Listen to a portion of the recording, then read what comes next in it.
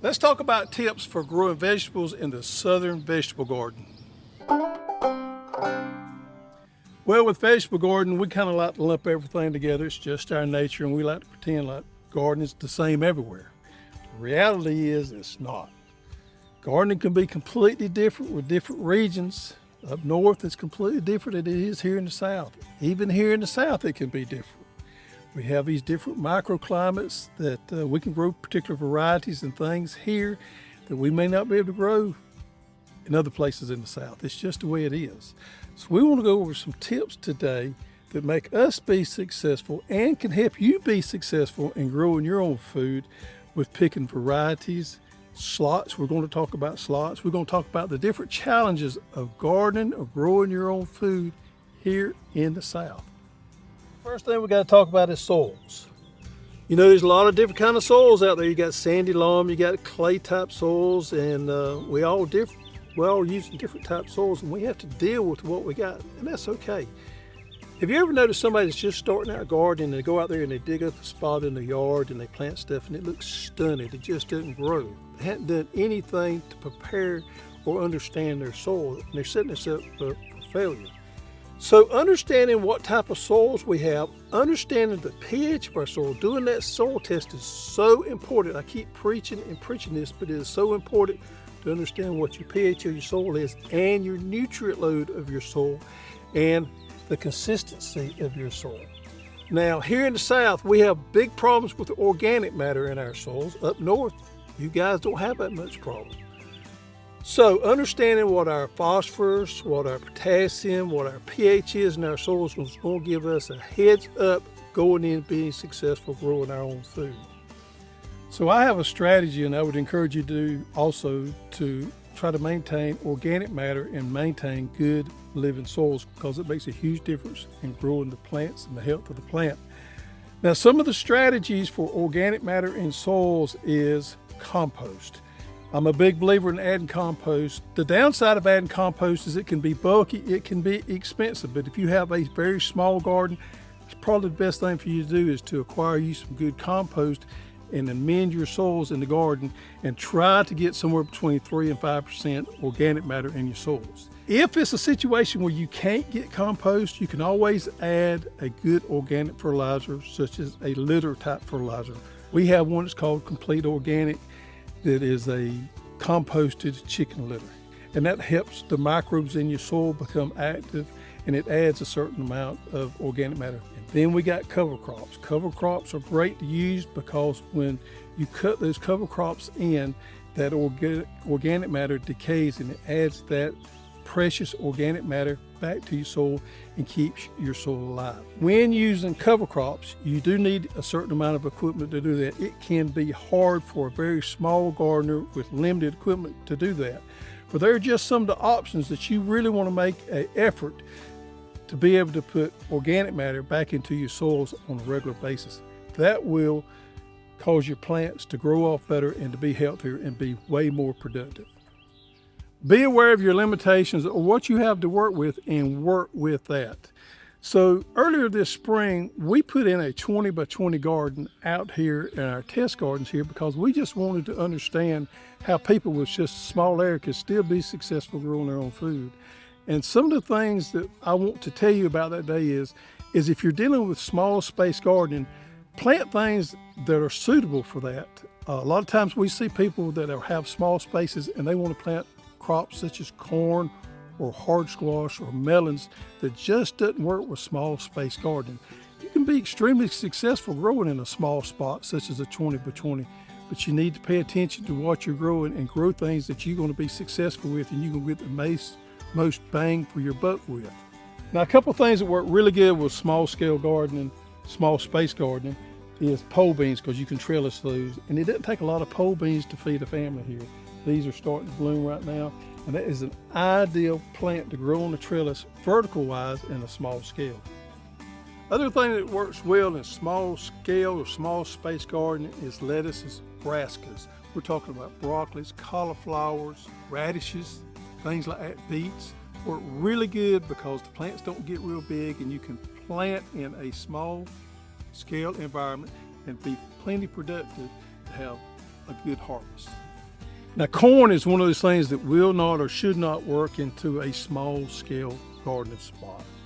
Corn needs, in my opinion, at least 20 or 30 foot block to be successful growing it. See how tall this corn is? We know corn is pollinated by the wind, so you have to plant it in blocks. Planting a couple of little small rows is not going to do you any good. You're not going to be successful. You're not going to have a good harvest.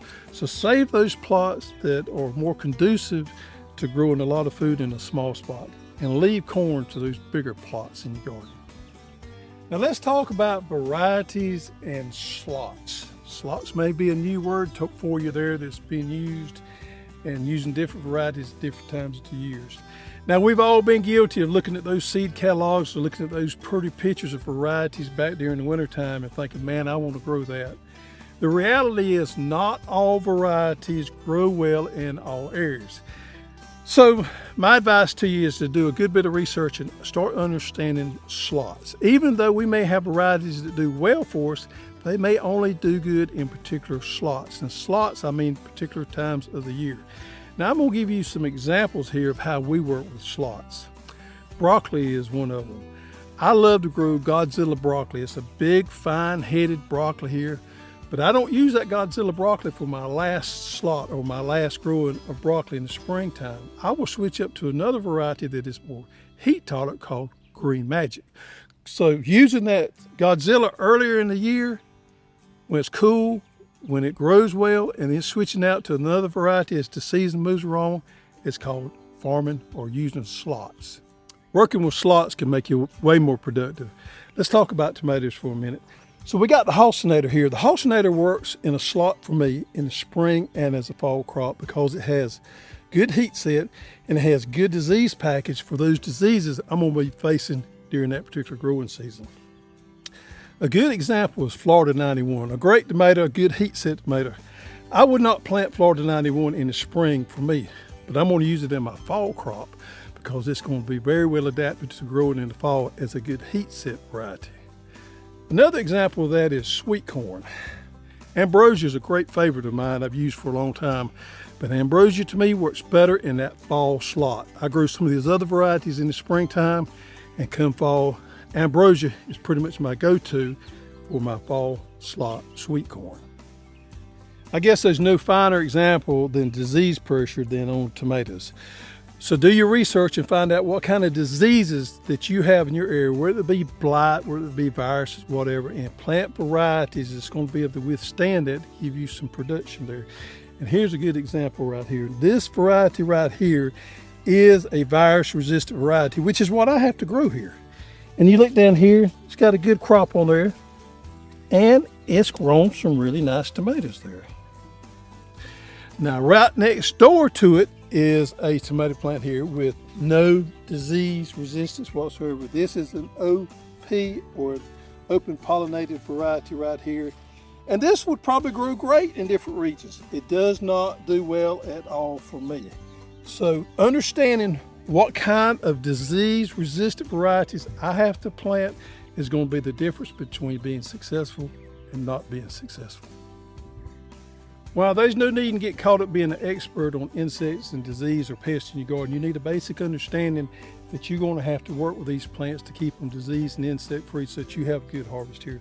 So understand some of the basic concepts of what a disease is, what an insect is, and how to control them.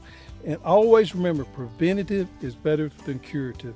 So using some of these products right here as a preventative will help you be a lot more successful growing your own food. Well, there's nothing prettier than a weed-free garden, but the reality is that's not the way it always goes down. Weed control in the garden can be problematic and frustrating for most people, and it can cause you to want to give up sometimes. Here's what you need to do. You need to really stay after the weeds proactively. Anytime you get a rain or you do an overhead irrigation, you need to come there behind that and work those soils. Weed seeds do not germinate well in worked soils. Also, you need to stay after them when they're really small. Weeds in what we call the thread stage, when they first come up, are the easiest to control. You can go there with just about any kind of mechanical cultivation and take care of them. We've all had it happen. Sometimes a plot will get away from you on the weeds. I found this to be true. If one gets away from you and you need to abandon it, don't sweat it. Abandon it and move on. Don't try to put too much energy in a plot that's got away from you on the weeds. Just simply scrap it and move on to your next plot. Understand your pH of your soil and your nutrient load of your soil. Use varieties that's going to work well for you. Use those disease-resistant varieties to help you be productive, and use them at the right time of the year. Don't try to be a rebel and grow broccoli in August. It's just not going to work out well for you. And you know what? Have fun growing your own food. Grow some sunflowers, grow some flowers, things that pep you up, and just have a ball doing it.